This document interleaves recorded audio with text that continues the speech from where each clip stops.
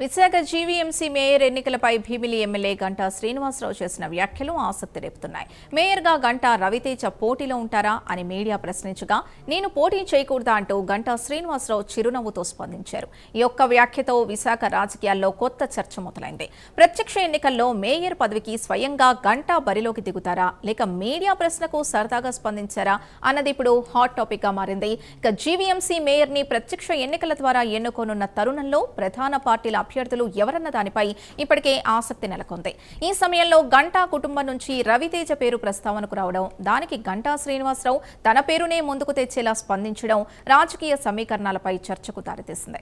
Mayor పీఠంపై Ganta నిజంగానే ఆసక్తి చూపుతున్నారా, ఆయన వ్యాఖ్యల వెనుక రాజకీయ సంకేతం ఉందా అన్న దానిపై రానున్న రోజుల్లో స్పష్టత వచ్చే అవకాశం ఉంది.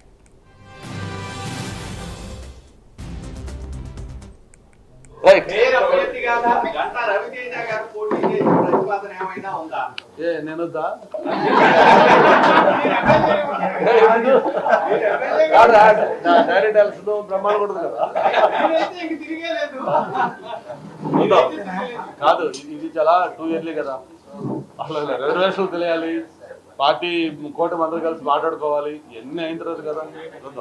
రైట్, థ్యాంక్ యూ మా. Okay, right. నేనొద్దా?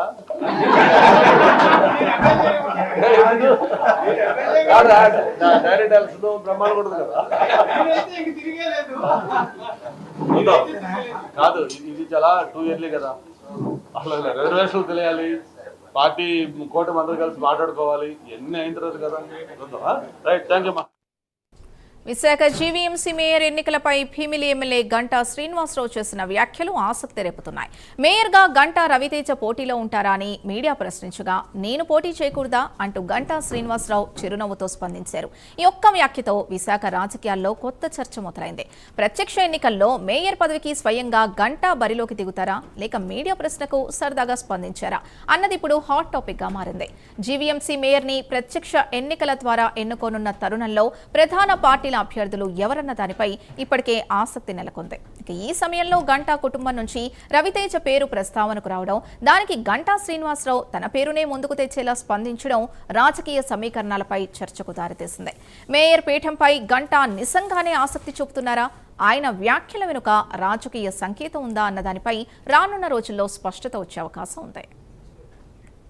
ఇక మరింత సమాచారం మా అసోసియేట్ ఎడిటర్ వాసు అందిస్తారు. వాసు, ఇవాళ గంటా చేసినటువంటి వ్యాఖ్యలు అంతా కూడా రాజకీయాల్లో చర్చనీయాంశంగా మారే.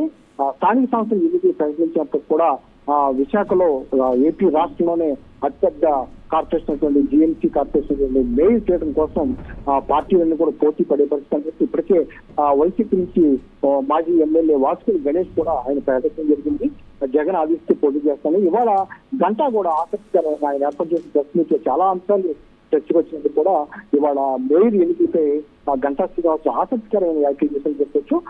ఆయన కుమారుడు గంటా రవితేజ పోటీలో ఉంటారా అంటూ మీడియా ప్రశ్నించగా నేను పోటీకూడదా అంటూ కూడా చెప్పడంతో ఆయన చెప్పింది మరి అంతర్గతంగా ఆయనకి ఏమన్నా ఆలోచన ఉందా, ఎందుకంటే ఇప్పటికే మంత్రి పదవి ఆశించేది మంత్రి పదవి రాలేదు, మరి ఇంత పెద్ద కార్పొరేషన్ విశాఖ కార్పొరేషన్ కి మేయర్ అయితే బాగుంటుందని ఆయన ఏమైనా భావిస్తున్నారా, లేకపోతే ఆ కుటుంబం నుంచి ఎవరైనా వస్తే బాగుంటుందని భావిస్తున్నారా అనేది తెలియపరిచి ఏర్పడుతుంది. అలాగే జీఎంసీ మేయర్ పదవికి ప్రత్యక్ష ఎన్నికలు జరిగిన నేపథ్యంలో ఆ రాజకీయ సమీకరణలపై చేసేటువంటి ఆసక్తికర వ్యాఖ్యలపై రాజకీయ వర్గాల్లో కూడా పార్టీలు కూడా చర్చనీయాంశంగా మారే. మొత్తానికి గంటా రవితేజను ఏదో విధంగా ఆయన పోటీ చెప్పాలని అనుకుంటున్నారు.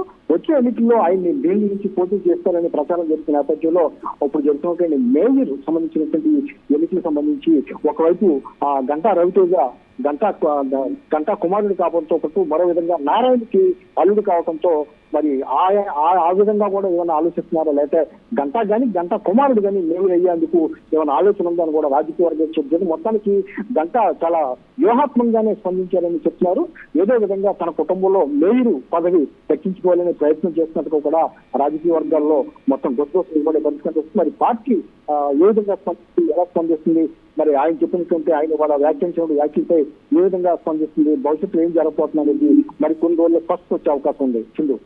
Right, thank you Vasu.